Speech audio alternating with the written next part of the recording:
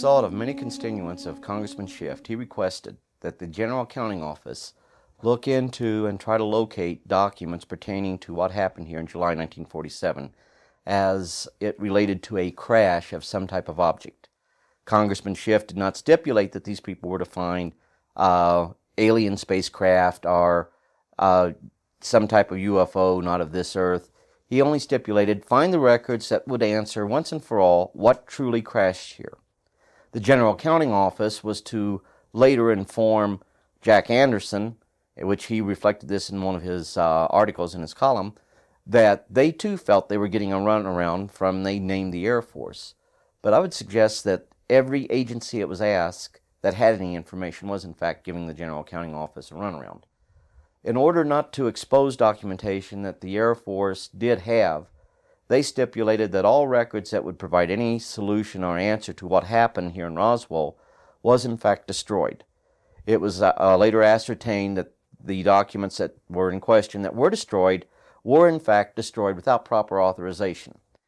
Congressman Schiff then asked the General Accounting Office that they should try to ascertain who ordered those documents destroyed and at what time frame those documents were destroyed. General Accounting Office then came back to Schiff and stated that it would be very difficult to ascertain the time frame, as it reflected to them that it was 30, 40 years ago that those records was destroyed, and at this late date it would be almost impossible to determine who ordered their destruction. However, at the same time, the United States Army was releasing records on UFOs. For the last half a century, the Army has been stating they did not have any records. It was found that the Army did have records, to wit, Army Counterintelligence Corps records that dealt with UFOs. They have thus far to date released 339 records. There is a record in there, and it's very interesting, and it is this document right here. It stipulates, remembering that this is a document that was released dealing with UFOs. It is part of the Counterintelligence Corps files pertaining to UFOs. You will note projects U.S. Air Force Detachment 35. U.S. Air Force Detachment 35 was a highly sensitive intelligence unit at the time. This lists names of cities here in the U.S. that had some dealing with UFOs. You can find, as a matter of fact, some of these incidences referred to in the early histories of Project Sign, which was the forerunner of Project Blue Book. You will note right up here, circled Roswell. This is a UFO file, or this is from the UFO files of the Counterintelligence Corps, United States Army. You will note the authorization for the declassification is based on an order signed into law by President Clinton, to wit, Executive Order 12958. You will further note that originating agency interests, fully declassified, yes. You will note down below that it states other agencies' interests declassified. You will note it's circled no. Clearly this is an Army document. Clearly this document reflects that these were projects that were turned over to the United States Air Force from Army files. Reason for that, prior to September 1947, the Army and the Air Force were the same. We find out that there was a concern about the existence of these documents, or these objects, as to what their purpose was and what their origin was. This came home on February 26, 1942, commonly called the Battle of Los Angeles. We find that there are some 15 to 20 unidentified craft flying over Los Angeles. We immediately responded by trying to shoot these objects down. The 37th Coastal Artillery Group expanded 1,430 rounds without bringing anything down. We immediately set out to try to find out if there was some hidden base belonging to the Axis from where these planes could come, some commercial airport that they could have had these aircraft housed. None of this bore out. Every search effort we made turned out to be fruitless. At the same time, in the Pacific Theater, they were experiencing the same phenomena, the so-called Foo Fighters. MacArthur directed his intelligence people to find out what was going on.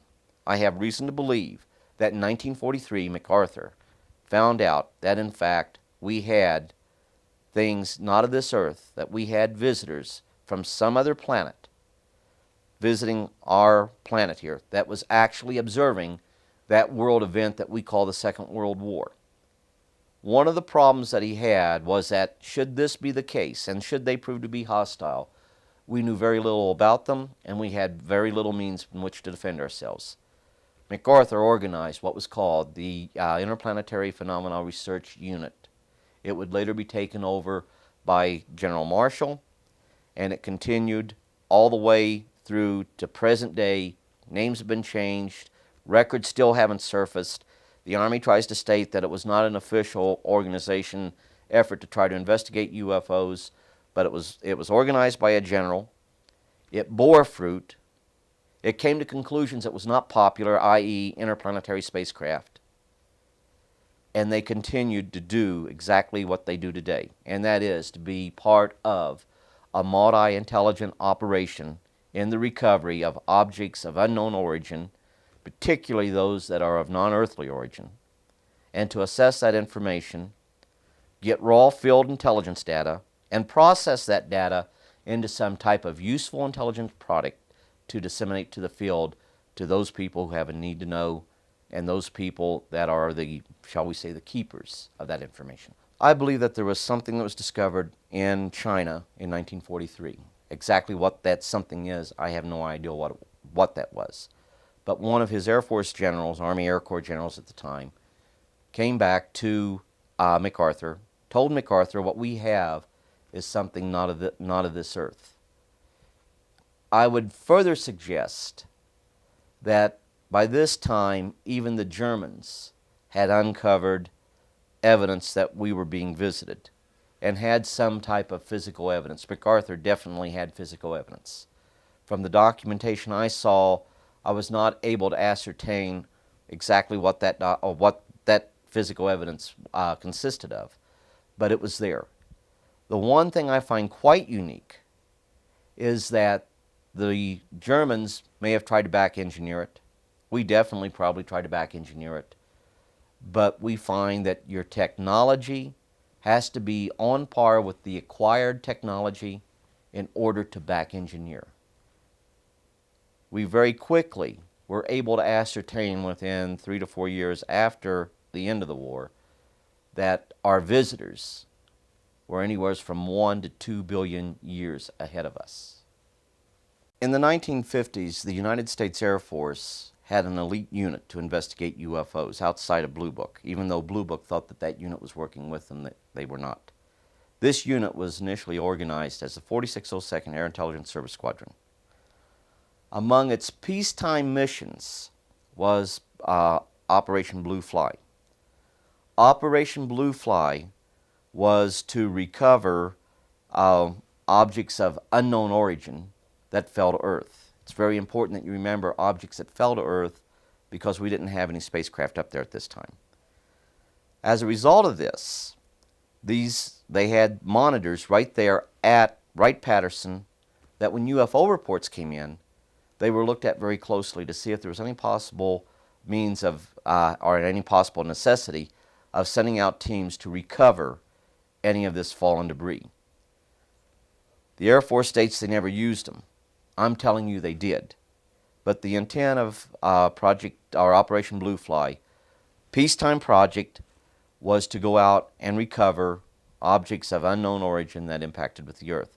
Later it would be expanded in 1957 to cover all objects of unknown origin, meaning spacecraft too. It would be expanded to a much larger program encompassing other programs out there, and it would become part of what they would call in the 1957 October time frame, Project Moondust. Project Moondust is the overall field exploitation to recover only 2 items.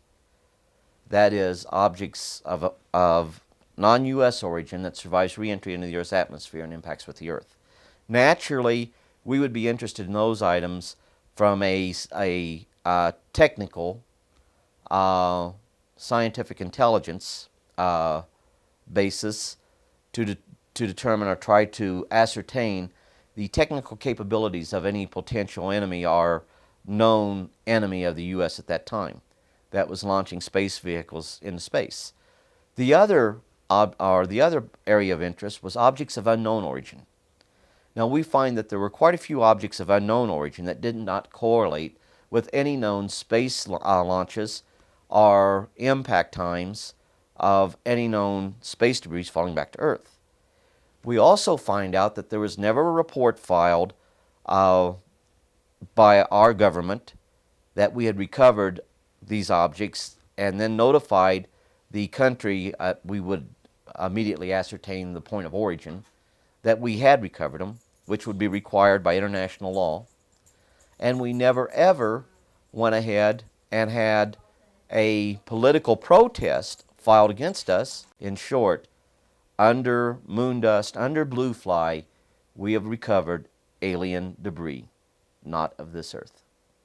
The degree of classification that we have now has changed over the years. Back during the time of the Second World War, all the way up to, say, 1969, you may have had as many as 11 classifications. Now there are 3: secret, or confidential, secret, and top secret.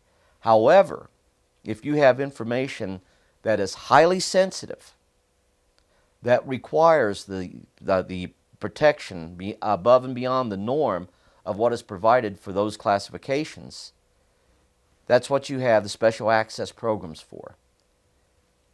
You do not get that type of information out into public domain unless it is officially sanctioned.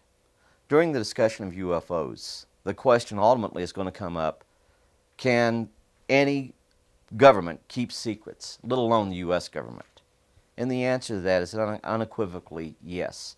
But one of the greatest weapons the intelligence community has at their disposal is a predisposition by the American people, the American politicians, and I hate to call them debunkers, but we'll call them debunkers, people who wish to try to debunk UFO information. They immediately come out, oh, we can't keep secrets, we can't keep secrets. Well, the whole situation is, yes, we can. The National Reconnaissance Office remains secret for many, many years. The mere existence of the NSA remains secret. The development of the atomic weapon remains secret until once you exploded one, you eventually had to tell some people what was going on, why the sun appeared to be setting down on planet Earth locations. People's own perceptions of the universe, the people's own thoughts as to the existence of life being out there, is one of, there might be life out there and we may sometime pick up radio communications, but physics tells us they can't get here. So we are conditioned by our own paradigms not to accept the possibility or probability of an advanced, highly advanced, intelligent civilization coming here to visit us. You have evidence in the form of highly credible reports of objects being seen, of the entities inside these objects being seen. Yet we look for a prosaic explanation and we throw out the bits and pieces of the evidence that doesn't meet our paradigm. So it's a self-keeping secret. You can conceal in plain sight the existence of the abundance of evidence alluding to UFOs, even bringing that evidence out to the public. It's political suicide if you go and start hitting up intelligence agencies to get this information released. So most of your members of Congress, and I know I've worked with a lot of them along that line, will balk and try not to do it. I can name you three members of Congress that were point blank asked to have a congressional inquiry on what happened here at Roswell. One of the most ridiculous statements that I got was that a person would have to be a chairperson to do that, and they asked a senator from Mississippi if he'd do it without any hesitation. He said no. And I said, well, excuse me, but is not the good senator we're referring to a chair member? And they said, oh, yes. And I said, would you give me that in writing? I got that in writing. But I'm hesitant to release it. I will show it to you, but I'm hesitant to release it simply because I made a promise not to. We have got to get the documentation as it exists in the government files. We have got to get it released before it ultimately comes up being destroyed. As soon as we open a door, and we're right there, we're about to bust open the door. Good case is the Blue Book file, or the Bluefly and Moondust files. I had classified documents. The Air Force acknowledged. When I got members of Congress to help me, they were immediately destroyed, and I can prove this.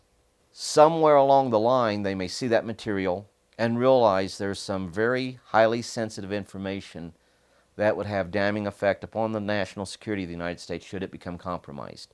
It requires to be further protected, to ensure that there is only a limited access to that information to a small number of people.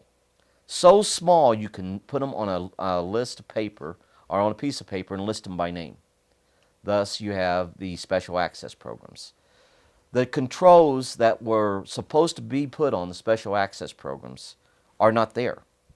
When Congress did their review of the way we do, the way we protect documents and the way we go ahead and implement our secrecy programs, they found that you had special access programs within special access programs, that it was essentially impossible to keep control of them all.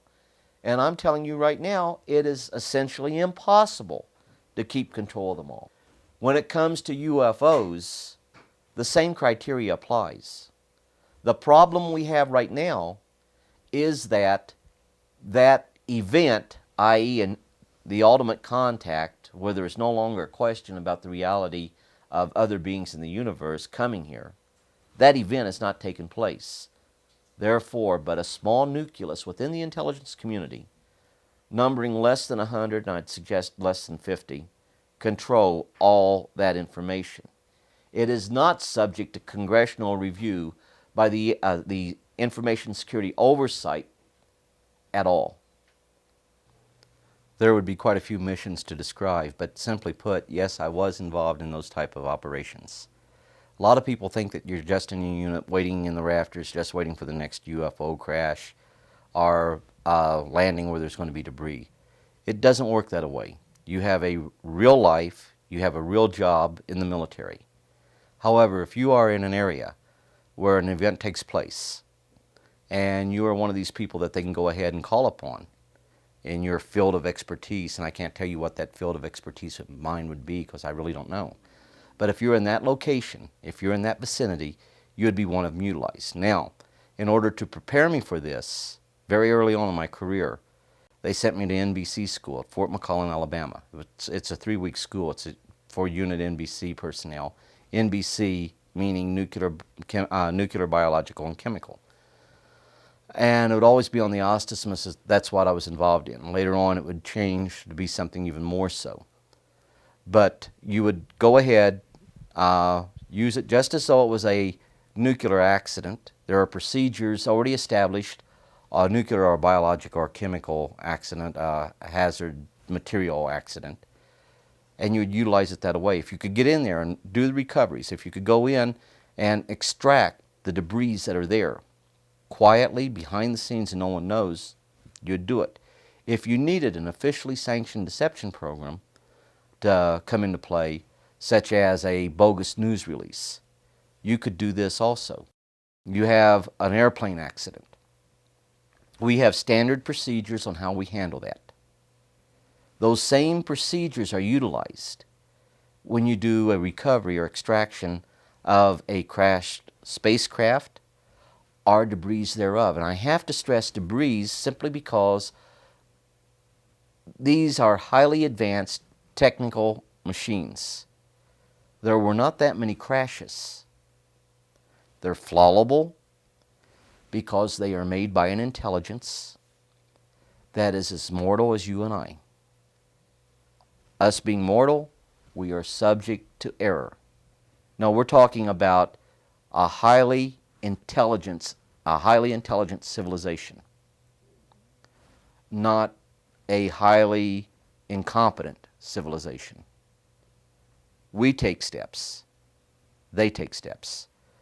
But at the same time, when you go out, you make a recovery, and when you make that recovery, you handle it the same way you would as if you were out there hitting up on a airplane accident, or you have a hazardous material type situation, because it works.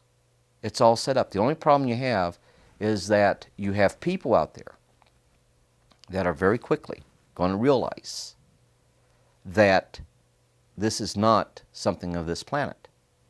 To be sure, with the Bluefly aspect of recoveries, you do what's called an on-site analysis. In short, you have experts out there who know what missiles are, who know what aircraft are. They're looking at this material. They're telling you what it isn't. This leaves you to only one possible conclusion: something that did not originate on the face of this planet. That was the intent of the Bluefly teams. It was very critical to do an immediate on-site analysis. Now, the way you package the material, if it's just debris, is handled the same way you would if it was hazardous material. You took precautions. If you had a whole craft, you took very serious precautions, because while I still state they are not hostile, but you could cause some serious accidents which would result in death. Not going to get into it how it was with the family when I had to leave, because you get a little emotional because you think about what could happen. But the whole situation is, we didn't reinvent the wheel. I can show you the documentations, documents on how we would do this, except for the classified aspects of it. But they are as valid today as they were 20 years ago, 30 years ago. We have just made improvements. Of course, you try to conceal the material, particularly if you have a large craft and it's disc-shaped, or say wedge-shaped, which is a very good shape that we get from time to time. And you do this particularly if you have to go ahead and put it on a truck to bring here. If you have to put it on a truck to take it to a safe haven area, we track that truck. The truck has an 800 number currently today, where if there's a breakdown, they're to secure the vehicle and stay with it. But they have a number they can call and immediately get assistance out there to move that vehicle to a safe haven area. And there are procedures outlined in this. As a matter of fact, you have a shipping document. And that shipping document has the number right on it where you call. What you have a code word. There's a code word. I'll use one that we used all the time, Tabasco. Let's say your code word is Tabasco. Well, they're not going to send people out there that are familiar with aircraft, that are familiar with specific types of chemical, or people who are real experts in nuclear waste or things of this sort. You're going to get a specialized team out there that knows what to do should there be a biological, and one of the big concerns we had was biological, they do too, contamination as a result of this being truly of alien origin. I am prepared to state that I have been at locations where craft of unknown origin that did not originate on the face of this planet was there. I am prepared to state that while I was there, we saw living, dead bodies of entities that were not born on this planet. I am prepared to state that we had what they referred to as interfacing with those entities. I am prepared to state that the situation is they have a school to try to indoctrinate people. I never went to that school. I always refused. I am prepared to state that when I got out of the service in 1990, that they held me for 2 months, that I might better reconsider to stay in and not get out. I am prepared to state that I had orders that stated that I was supposed to get out December 1st, I think it was, December 1st of 1989, that they revoked those orders, once again in violation of law, to hold me for 2 months pending approval of my retirement, which had already been approved. The purpose of that was to try to convince me to stay in. We have contact with aliens not originating from some foreign country, but from some other solar system. And I have been a party to that. I've worked it, I've been there, and I know some of the things we do is really terrible. They are not hostile toward us. We're the enemy in this instance, but we're the enemy, I like to think, for the good reasons. We're concerned about what some other country might do. I have concluded that I'm fighting against the clock, that I have but a short time to try to convince people that we are moving in an avenue where we are going to militarize space. Once we militarize space, we will have a whole new avenue of technology open up to us. While NASA says it's going to take another 1,400 years before we achieve what we call interstellar travel, I'm telling you, by the end of this century, we will be doing that. We want to acquire this technology. We want to make this technology part of our own technology. Within the next 25 years, we're going to militarize space. As a result of militarizing space, we are going to acquire new technology. We're going to evolve new technology that's going to lead us into interstellar travel. As a direct result, we will become a threat to them unless we spiritually grow also. But I feel that if we do not go ahead and spiritually grow, we are forcing the situation where the entities will eventually make themselves known. And they will make themselves known, and no power on earth can stop that from happening, in order to avoid us from going out into space. That if this should happen, it will happen to an unsuspecting world population. And that can create some very serious problems. But this doesn't deal just with the United States. It's a truth that the entire world has to be informed about. And that truth is, man is not alone. That we have people from other planets, from other solar systems coming here. I believe that the intelligence community had good intentions when they classified information dealing with UFOs. I believe that they asked some very serious and hard questions. What impact would it have if the peoples of the world knew that they were no longer alone in the universe, that they had intelligence that was visiting this planet? And I think that the intentions were good there. As intelligence agencies among nations, naturally you want to go ahead and acquire the technology for military application, so you want to try to keep some of that aspect as confidential as possible by classifying it as high as you possibly can, keeping the information open to but a small handful of people, thus special access programs. However, I believe that while it was full of good intentions in keeping this information classified, it is hurting people. I do not believe that any government has the right to try to make individuals who merely see UFOs look crazy when we know the truth. I do not believe that any government has a right, knowing that the psychology of specific individuals may ultimately lead to them having their homes broke up, their jobs lost, leading to a tremendous amount of mental depression, ultimately leading, in many, many cases, to suicide or self-destruction. When we see these types of things coming about, we have an obligation to reconsider our thoughts and standpoint.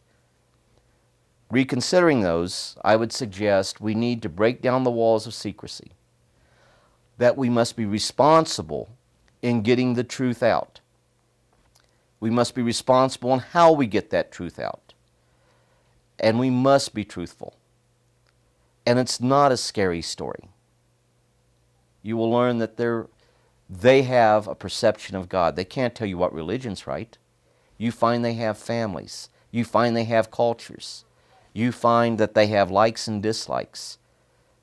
You find that you look for those things that are similar among us, not the difference. And that's the way you start on the path to truth.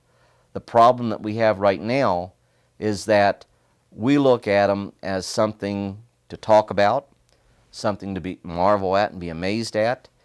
But here again, they are still considered in the recesses of our mind of something that's not practical and something that isn't real. Well, we just finished with the training that I took to be an NBC NCO. And a friend of mine, which I'll call him Jack, and Jack was his first name, he was a Spec 5, he brought me back to Fort Lee, Virginia. Somehow, some way, my ticket, my billfold, everything came up missing. I got my billfold with the money back in it, but I never did get the ticket back. But not having a way to get back to Fort Lee, Virginia, he was going to Fort Meade, Maryland. He says, "Come on, I'll take you." And we discussed UFOs on the way to Fort Lee.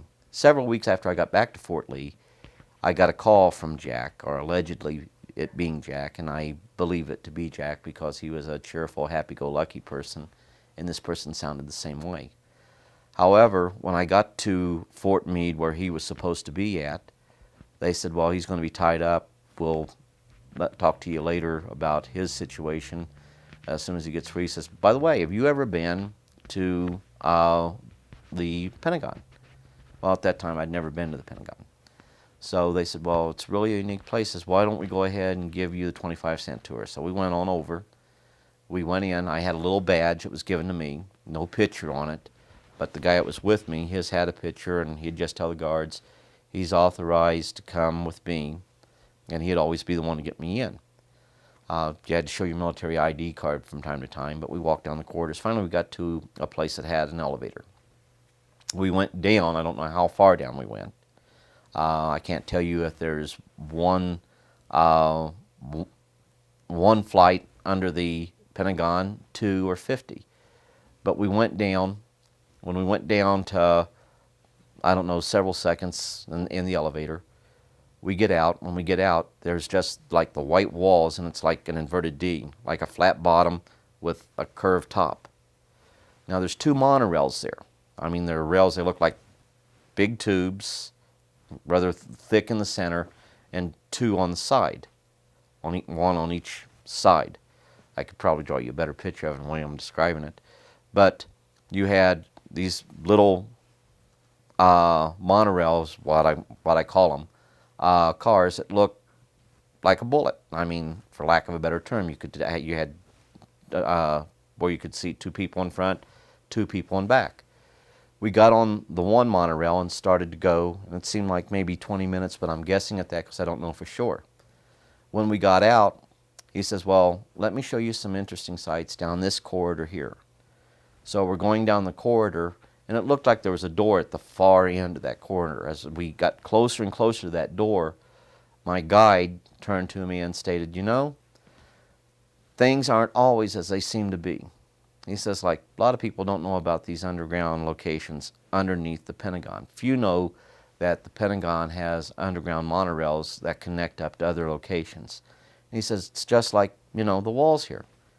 They don't all seem like walls. And I said, what do you mean? They don't, they're not walls? I said, what are you talking about? I thought you were always trying to make a joke.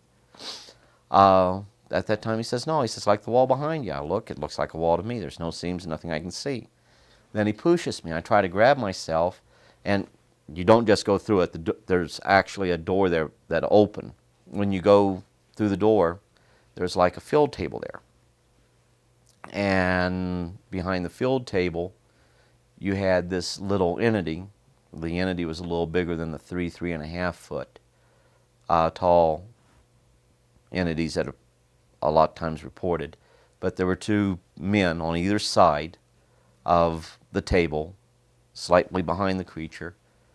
But yet I got up and I was asking him why he was acting foolish and things of this sort. I won't go in how we were hitting up on that, but when I turned around, looked right into the eyes of this little creature. And, it's like,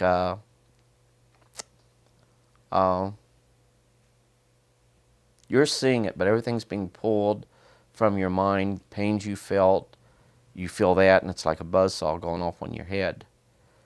Uh, he was reading my whole life.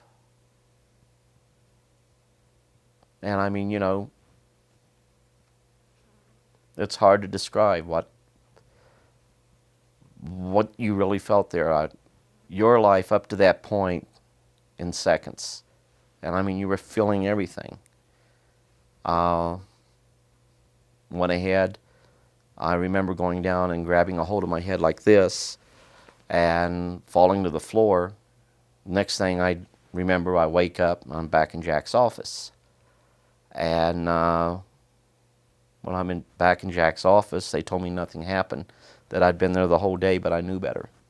There is an interaction between entities and certain government agencies within the U.S. government. I will not go so far to state that they are giving us technologies to kill ourselves. They are not along that line. Their purposes of being here are for scientific purposes and for humanitarian purposes. Abductions, those abductions which I believe to be real, have nothing to do with the scary scenario abductions that people hit up with. There's a reason for it. We have been very foolish in how we have done certain things, and we have harmed ourselves. We now realize that we have harmed ourselves, and we are trying to take corrective action. And that right there is the one thing that they're checking on. There's been the biosphere that's been damaged. They're not coming here to repair that. They are coming here to see how we handle it. But a government can't be the one that shoulders all the responsibility and shoulders all the knowledge and all the understanding. The whole situation is that we have to work in unison as a people, a united people.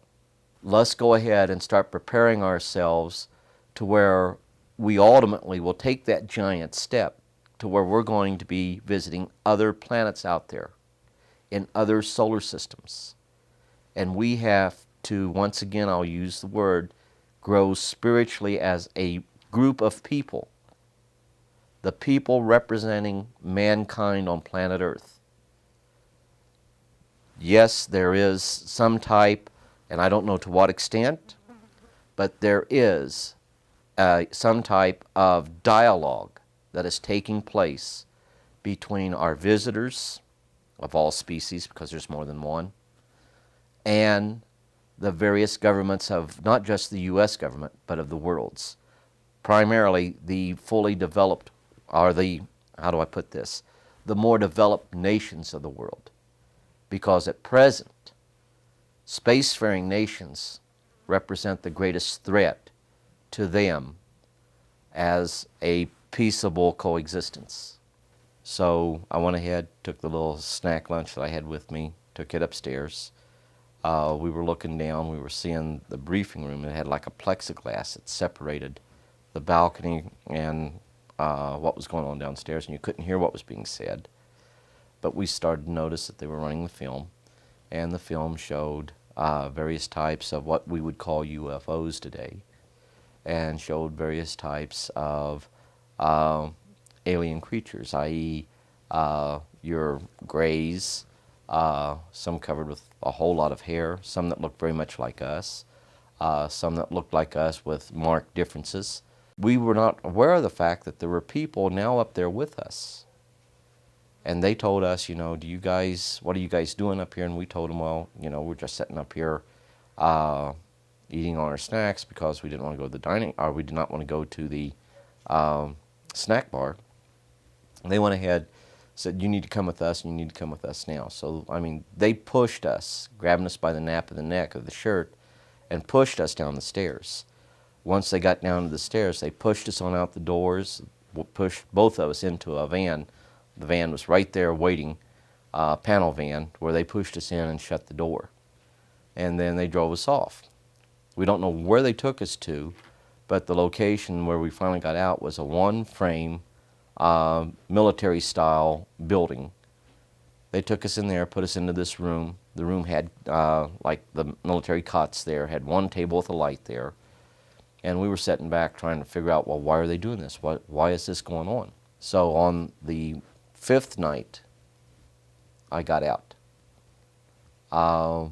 When I left the 5th night, they drove me back to my billets. I went in, reported in, went to bed because I was dead tired. All I wanted to do was get some sleep. Next morning, which was a Saturday morning, I am awakened by the CQ, that's charge of quarters. And he says, First Sergeant wants to see you. One guy was acting like a good guy. The other guy went ahead and says, I told you, we shouldn't trust him. Let's just take the so-and-so out. Let's just end this. Let's shoot him. And one guy, no, we'll discuss this. And he sent the guy that was supposed to be the bad guy. We use that sometimes in security, good cop, bad cop. But the one that was supposed to be the bad guy, he went to get some food. We had coffee, the guy that stayed there that was acting like the good guy, and myself. And he says, listen, he says, you like working with this stuff? And I don't, no, I don't. And he says, well, you know, you have experience in it. You've had some involvement. He says, and those were not phony pictures up there. They were not trailers. He says, would you like to work with it? Would you like to work with us? No, I wouldn't like that at all. Eventually, he goes ahead and says, look, you like working with it. You'll get to work with it. You'll get to learn more about it. Says, but the whole situation is, by the end of this year, we're going to release everything we know. But here again, the world is not a safe place. We have to know more from a technological viewpoint, a military standpoint, than potential enemies of this country. So I'm asking you, work with us. Well, I thought about it. You know, I was young, and I thought this is something that I've actually been involved with all my life, that it'd be fun, that I could go ahead, learn certain things, answers to the questions I had, actually get a better understanding of events in my life. I do believe that 1, they wanted me in the military. 2, they wanted me involved in this program. 3, they wasn't really concerned about if at some later date I started to talk about it. They were only concerned what I might have to prove. If I had some little slivers of proof, what impact would that have on my story? And that's the speculation I have on it. I know they did not want me out. I know they wanted me to stay in. I know they wanted me to go ahead and go to what they referred to as the school. But I never ever would permit myself to go to what they were referring to as school. If you go to school, it will open up a whole new world for you, a whole new avenue. But I had to agree to it, and I had to go ahead and sign specific papers to go to it, and I was not prepared to go to that school. I'd seen people who were involved with the program that had gone to that school, and let me just say I didn't like their personality. I did not like the idea that by you going there, it made you something special. It made you prima donna, if you wish. That was not the way it was supposed to be. I felt that one of the greatest things you can be is a servant, and not vice versa. So some of these people, I did not like their disposition, I did not like their attitudes, and I did not want to become like them. And one of my fears was if I went to the school, if that would change me the same way. So it's important that people understand that. Now there are events, there are recoveries, but the recoveries are few and far between. One of the events that took place in 1969 was a recovery of a craft that I call it a wedge-shaped craft that took place in Indiantown Gap. Now I know it was cold, therefore I believe it to have been in the winter. There was no snow. We were on a field training exercise. The 96 Civil Affairs group, I was part of the 96 Civil Affairs company. I was the NBC, which is communications, NBC being nuclear, biological, chemical unit in NCOIC, which is non-commissioned officer in charge. We were notified that they had an incident involving a downed craft that we needed to assist in recovering. The persons that showed up knew exactly where we were going, because when we went to our staging area, pulling out of the company exercise, or should I say the group exercise, we went to what we call a staging area. From there, we went to another location on Indiantown Gap. We didn't have any problems about civilians or curiosity seekers or anything like this. Other than to go into a whole lot of detail about that particular craft, there is a tape out there that does go into detail on it.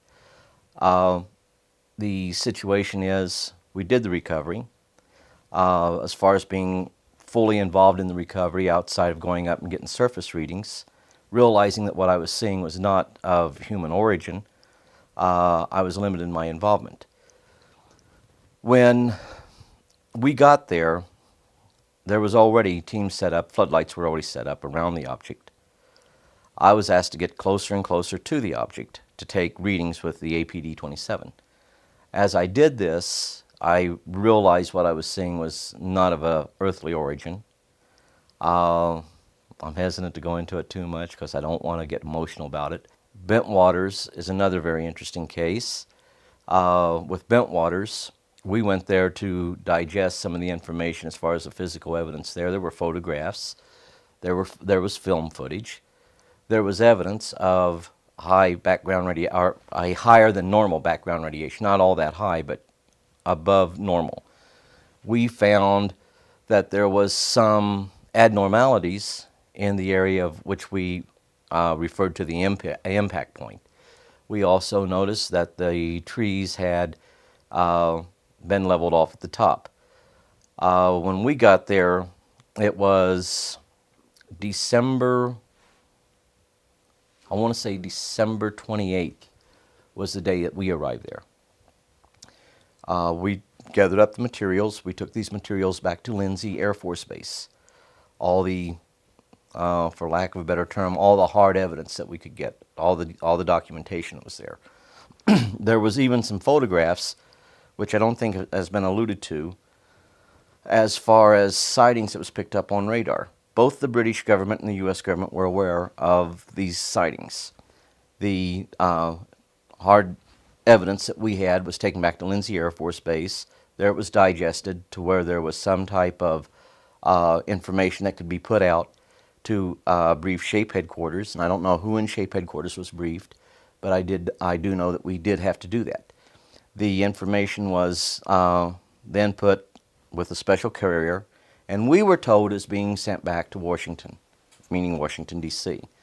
I don't believe this to be the case. I believe it was coming back to an air base close to the Washington, D.C. area, and that the material was transferred on to Fort Belvoir, Virginia, headquarters at the time of the U.S. Air Force's Special Field Activities Group, or Air Force's Field Activities Center. They then took this material, did whatever they did with it, and came up with finalized intelligence product. The important thing to remember, the reason it went to Lindsay was because the U.S. Air Force's Field Activities Center had detachments in the field. The closest detachment in the field at the location of Bentwaters would have been Lindsay Air Force Base, which is Det 24. They were the ones that got the material. They were the ones that was charged with safeguarding it until it got back to the U.S. Also, there were several members of Det 24 that was involved in the investigation. There were other people who came in who I didn't know who they were, but you knew they were involved in the investigation because they were doing the things that would be necessary to do just that. They were asking questions, hard questions, critical questions. They were asking technical questions of technical people was involved. I know for a fact that some of the radar operators, both British and U.S., were questioned. I know some of the people that were out there on 2 different nights were questioned. My involvement became in June, July of 1989. I was involved with the Belgium sightings that we were assessing information, gathering data on the UFO overflights of Belgium. They also went over Germany. We had one incident there on the border, which this one occurred near the Foda Gap. The incident there at the border, we saw the object. It was over Soviet territory. We saw that the Soviets were pretty upset. We were getting pretty upset because this was a huge object. It was triangular shape, about 3 football fields on either side of the triangle. It flew over what we call no man's zone. As it flew over there, We all were getting jittery. It wasn't winter. It was, I'd say, summer, about August. You could feel your hair standing up on end. It was more than just, getting shivers because of fright or something like this. There was some type of physiological effect taking place. Once this incident subsided, we put fighters on alert. We notified them that we may have a Soviet craft coming across the gap, and we were going to intercept it. The Soviets did the same thing. It went back over the Soviet airspace, and they scrambled fighters to try to intercept it. Wasn't traveling fast at all. Traveling very slow. No hurry to get out of the area. But on this particular night, no one fired at it. There were pictures taken. There was consultation with the Soviet Union. With this going on, everyone was taken in and briefed and was informed that what they saw was nothing more than a Russian MiG-27 that had strayed across into the photo gap area far enough into the no man's zone to create a problem and cause some alarm. It was no MiG-27. We know exactly what we were looking at. We knew what MiG-27 looks like. You have flashcards, which are silhouettes of the various craft of the Soviet Union and even our own. So we knew precisely what we were looking at. What we saw was a craft that was of an unusual origin. It was not aerodynamically sound. And when I state it was not aerodynamically sound, I mean it had no means of staying aloft like that without some visible means of aerial support, like a helicopter. That wasn't there. It was perfectly silent, not making any noise, roughly 3 stories high. This was one of the incidents that got me a little concerned, made me think about wanting to get out and come back to the family, to have some family life. We had the incident escalate. We had it escalate to where the Soviet Union filed an official protest through the Belgian government to the U.S. government, stating that they were very concerned about the Belgian authorities, along with several other countries, letting us fly stealth aircraft on reconnaissance missions into the Soviet Union. We notified and discussed it with the Soviet Union. We briefed at least 2 Soviet military liaison mission groups that this had nothing to do with our involvement of sending stealth aircraft into their territory.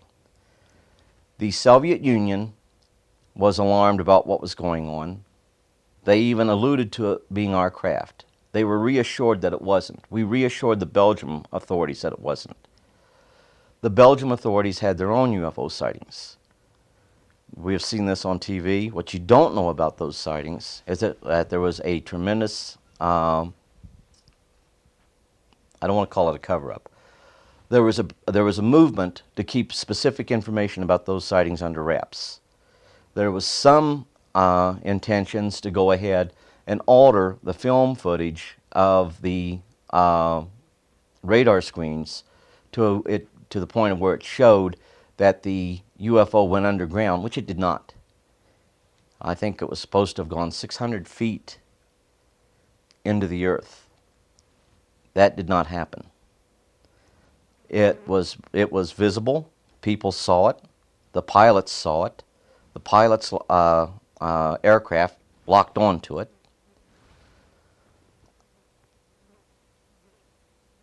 But these were things that would create more questions than we were willing to answer. So we decided to keep this out of the press, and we were successful at it. The Iranian incident of September 19th, 1976. The situation with that, there are highly classified documents dealing with what we found. Both fighters were taken apart to try to find out if there were any changes, if there was any way we could explain what really happened to those fighters with having the malfunctions at the same time. There was a situation where we had some anomalies picked up out where the sighting was, where one of the F-4s saw the UFO go down to the ground.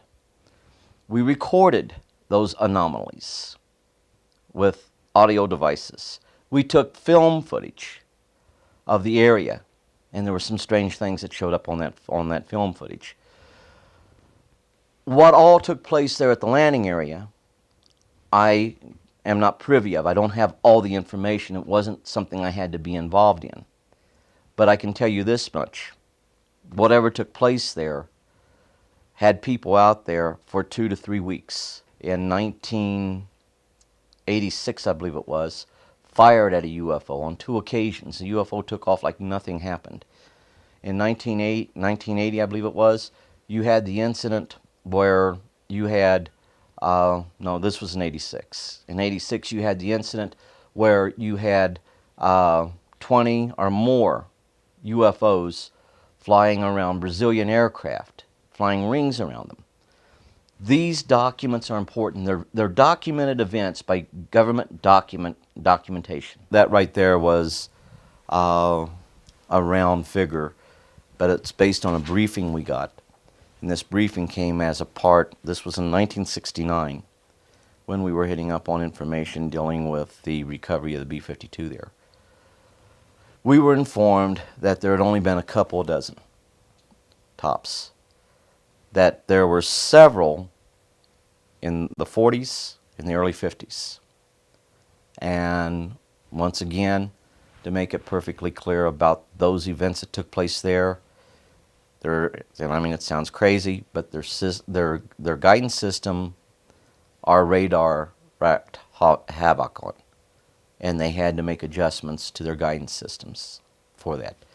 How many bodies had been recovered? Don't know. How many crashes have occurred in which we only got debris from because they came and did their recovery before we got there? Don't know, but it has happened. It has happened. When they have problems, just like we send out a distress call, they send out a distress call, which is something that a lot of people don't allude to or don't even, it's the one question that's never asked. But here again, we think of them as something intangible, like that stuffed animal there.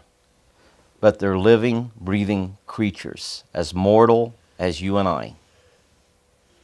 They think, they have loves, they have likes, they have dislikes, they have social culture. This is so important to try to make people understand that that is the case. I want to put the human factor back into UFOs. And when I say the human factor, that these are real people. You can call them entities, you can call them creatures. The only reason I do that without saying these are real people is so it doesn't get confusing as to whether I'm talking about our visitors or us. But you sometimes find yourself wondering, who's the more real people, them or us? And the situation is, these are the things that really need to be brought out also. The fact that they are, in fact, just like you and me. We need to seek out the similarities, not the differences, and come to a greater understanding, because eventually, in the not too distant future, we're going to have that final contact that's going to open new doors. A lot of people sit back and say, well, they don't have bases here. Yeah, they do.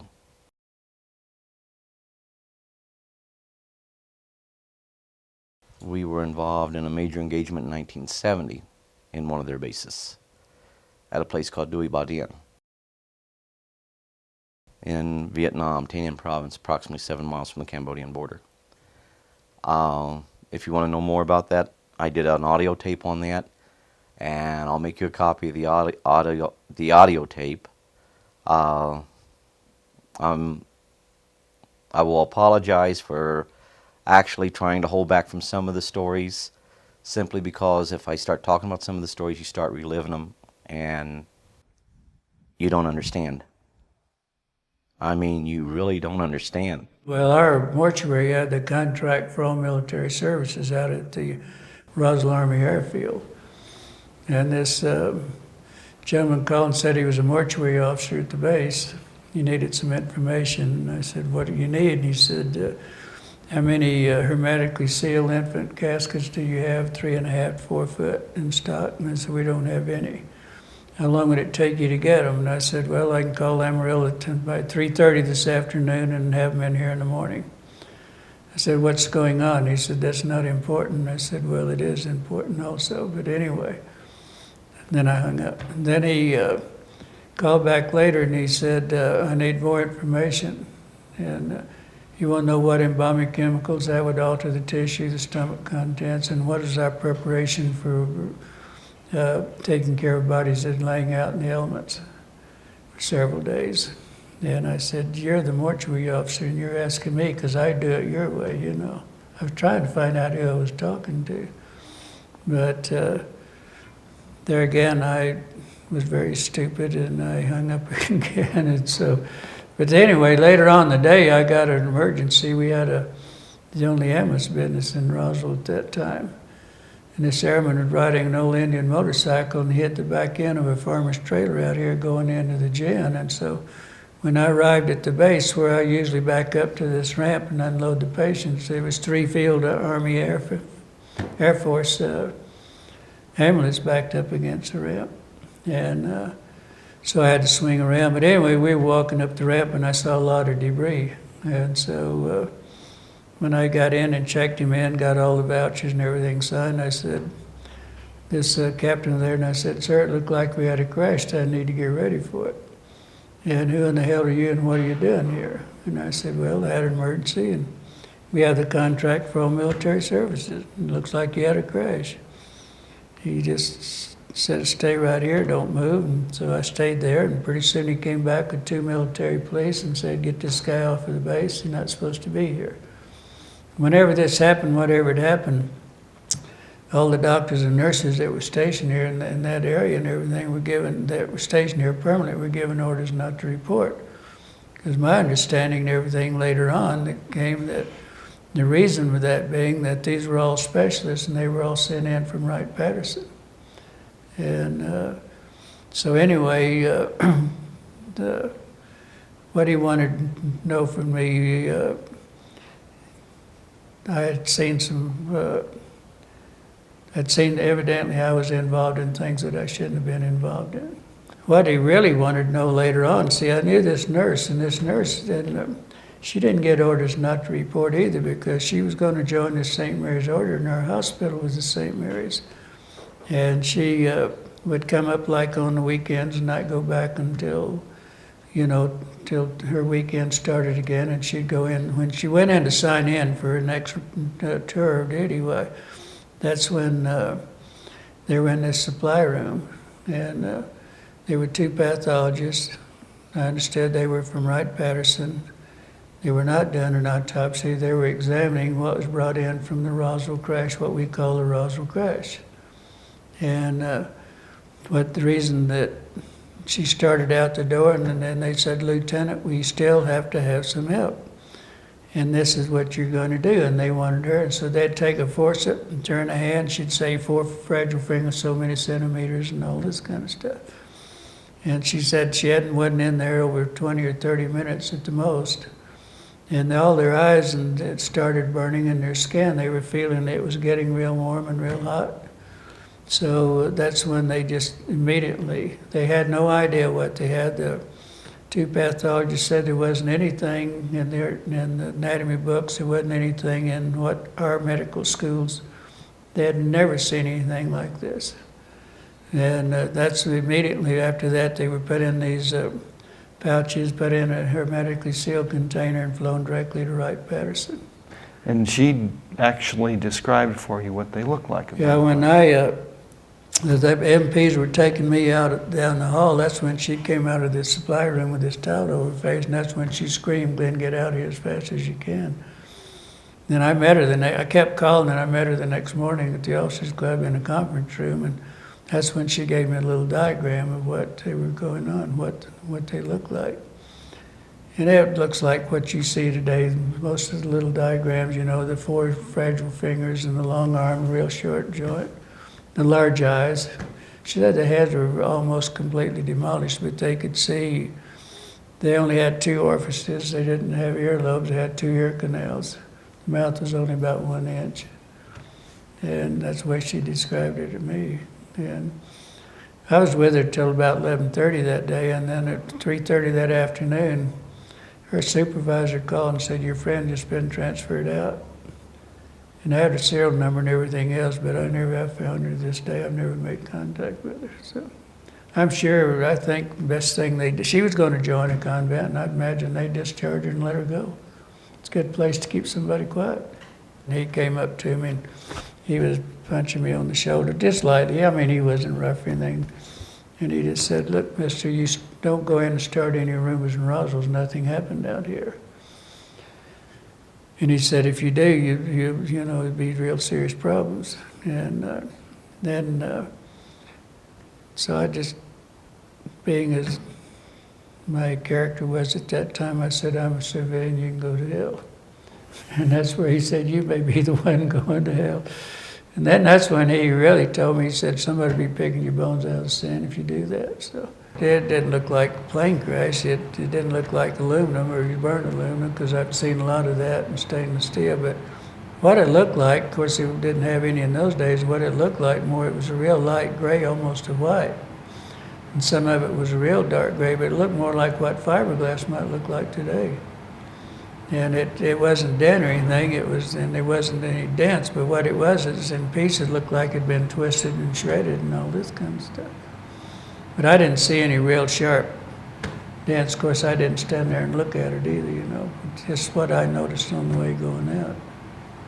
But I know it was very thin. I could see that it was very, very thin. I didn't want to embarrass my family for the first place. Next thing, being in the mortuary business is not an easy business.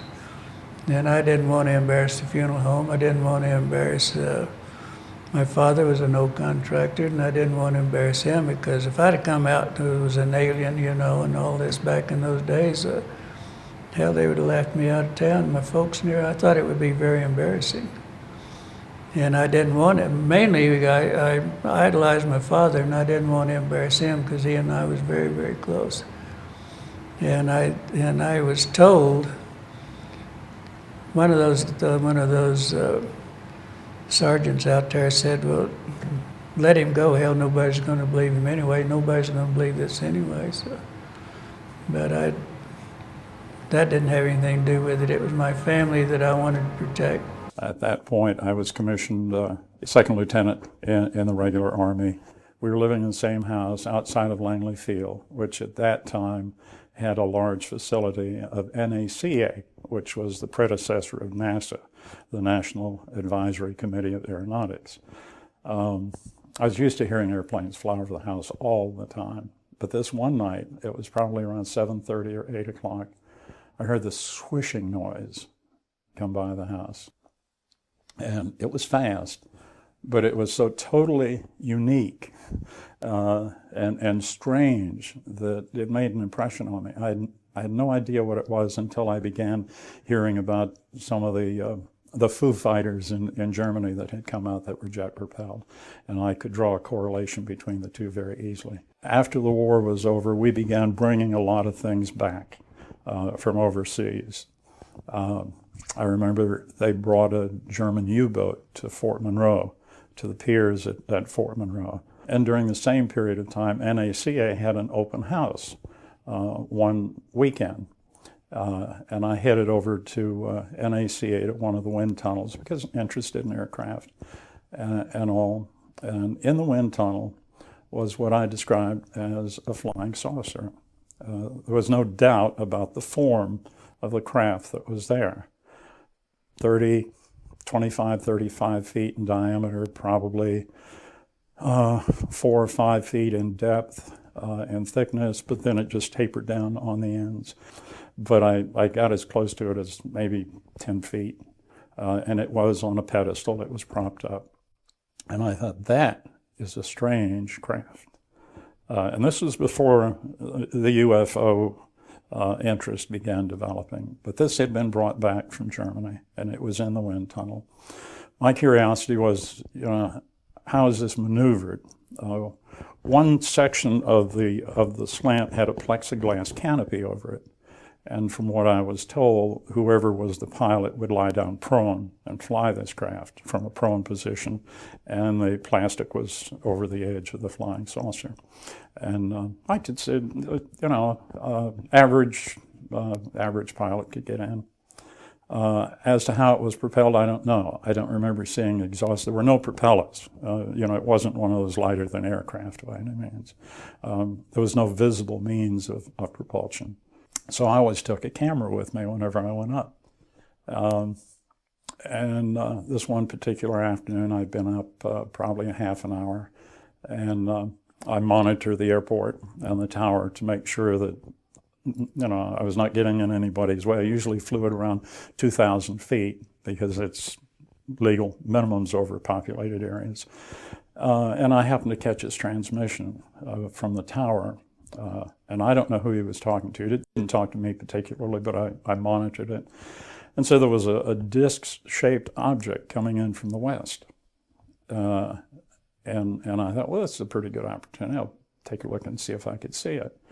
And I guess now, if I would estimate altitude somewhere, probably not less than 50,000 feet and on up.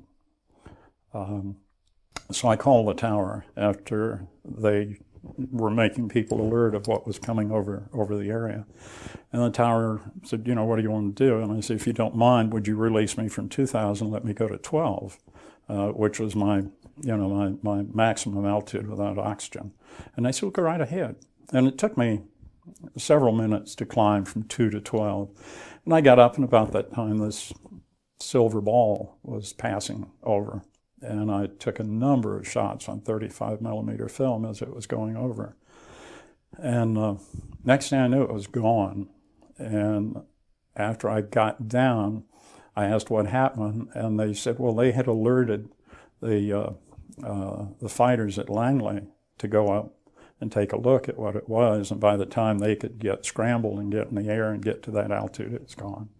Since I was working at a station that was owned by the newspaper, I felt free to go to the newspaper, into the photo lab, and I said, I'm really curious as to what we've got here. And if you don't mind, let's develop this film right now. So I gave it to the photographer in charge, who was a friend. He developed it, and you could see the silver ball in the picture. And I said, well, let's carry it a little bit further. If you don't mind, let's magnify this. Let's blow it up. And finally, we blew it up. I don't know how many times we blew it up until we got to the point where the silver ball filled the whole frame of an 8x10. It was fuzzy, but it was a magnification of what we had just taken. And after we magnified it, it wasn't a circular ball anymore. It was a football-shaped object, more like a cigar-shaped object. It came to points on either end. I didn't make it known to anybody, but somehow somebody knew I had it, and I got a call probably about 6-8 weeks later. And they said, we're into this area of gathering information on possible UFOs and things like that, and understand that you took some pictures and all. Would you mind loaning them to us so that we could, just take a look? And I didn't ask for credentials or anything like that. And I said, well, in addition to pictures, I also have kind of an interesting collection of news items that have come over AP for the past, 5-10 years even. Maybe not that long, probably 5 years. And they said, we'll bring those along. We'd like, we're interested and we'd like to look at that. And they gave me an address over in the Fan District in Richmond. It was one of the older homes. I went in, the man that had called me introduced himself and said, we're real grateful if you bring these over. We'll take good care of them and get them back to you. And I know who he was with? Didn't say who he was with, never identified himself. The and government? Never told me who he was. Just very, very normal. The house was not furnished as though it was a home. It was very lightly furnished. It was an older home and didn't have anything in it of any value, as I recall. No antiques and no oriental rugs or anything. And in fact, it was kind of shabby. And it kind of made me curious as to what he did and who else was in the house. But I turned it over to him, and I thought, well, I'll call me when you're finished, or else I'll come back and get it. And he didn't call me for, I don't know, like 2-3 weeks. And I thought, well, that's enough time. And since I didn't hear from him, I didn't have his telephone number, I thought I'd go on back to the house and pick it up. I went back to the house, and the house was empty. There was nobody there. I have no idea who the person was. I was very naive. And more so because I didn't keep a negative on it. And I didn't keep a print. These were original things that I had. And the newspaper didn't keep a copy either, because when we did that, we were just doing it for our own interest. It wasn't for print or publication. And they disappeared from my life forever. It was large enough for me to see it from many, many miles away. And this was a clear day. I think it was like an evening in June or July, when the weather was very tranquil, and the direction of flight was just so direct that there was no floating around. It had a course, and it was sticking directly to it, whatever it was. I could see it, but it was above the horizon, so it could have been at least 100 miles or more away, and it was over me from the time I'd go to 2 to 12,000 feet. And by the time I got up there, before the jets could scramble and get in the air, it was gone. A lot of people who have had experiences, and for a while, there seemed to be a concerted effort to ridicule whoever it was that made mention of anything. It's like a lot of things in life now. Disclosure is not being ridiculed anymore. Went to the Pentagon for a job interview. The major that was interviewing me brought up this subject. It had nothing to do with what I wore. He said, "Do you believe that people who existed in that area would have a closer relationship to God than we do because of our limited intelligence and insight? And these people obviously are far more advanced than we are." And I thought, what's that got to do with what we're talking about? I'm coming here interviewing for a military job. And we just kind of left it at that. I said, yes, obviously, I think so. And we began talking about flying saucers, and I got the typical nebulous but not evasive answers. And one of the things he interviewed, and this goes back quite a while, now there are certain things that do remain in my memory very vividly, and we were talking about different aircraft and UFOs, and we were kind of blending the subject in together very nicely. And I said, what about the aircraft in the future? What are they going to be like? And he said, we have aircraft now. He said, we have vehicles or aircraft now that we could actually fly, but they are so unique and so unorthodox, not conventional. No, I guess he was referring to the fact no rudder, no tail, no wings or whatever, that we don't even bother putting them out. I'm trying to date this to the best of my ability, around 56, 57, something like that. I was stationed at Fort Knox, Kentucky. A lot of the talk that went around Fort Knox was of a P-51 that had scrambled before I got there. Went up after an object that had appeared on radar, and the tower had asked him to go up. The P-51 went up, began describing what he had seen, and then disappeared. They never found him. I don't know whether they found pieces of the aircraft, but I don't recall that they even found pieces of the aircraft. I was at Fort Knox up until about 11 o'clock one night, and then got in my car and drove to Fort Campbell, where I had some collateral duties also. Got into Fort Campbell about 1 o'clock in the morning. There was a little diner that stayed open all night. And as I went to the diner for coffee and donuts that night before I went back to the barracks, I noticed it was pretty full. And I thought, well, this is kind of strange. And the MPs were in town. And I said, what's going on? Have you had an accident, an aircraft down or something like that? And no, everybody's real excited that a flying saucer had landed behind a nearby farmhouse. And from bits and pieces, I was just trying to pull in as much as I could. And they said, you can't get there because they've got it cordoned off. The MPs have totally surrounded the property. And from what we've gotten from the scene at this point, which is like 1:30, 2 o'clock in the morning, was that this flying saucer had landed. The creatures in the flying saucer had jumped over the house and had landed in the front of the house. The people in the house were frightened to death, absolutely going bananas. One of them grabbed a shotgun, and as one of the creatures went up to the front door to investigate, he fired a shotgun through the screen door.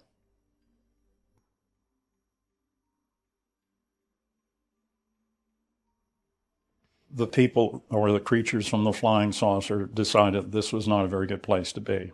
So they ran back out, they jumped back over the house, went to the back wherever the flying saucer was located, and took off and disappeared. MPs were there, and I'm sure this is in a military report somewhere. They were from Fort Campbell, because this is the nearest base, and the ones that were outside were from the base also. So they were from Fort Campbell, because the state police were out there also. So if we had to track this, it was in the Louisville Courier-Journal, and with somebody out there attempting to ridicule everything that's done, it makes it difficult to do a story and have a credible reaction to it when somebody else out there, like politicians are doing now, trying to find fault with precise words and any innuendos or anything else. So I think a lot of the people who choose stories now look at it, I think, from a monetary point of view. And I think there's some sort of an embargo somewhere down the line that you don't mention this. Let's just pass on.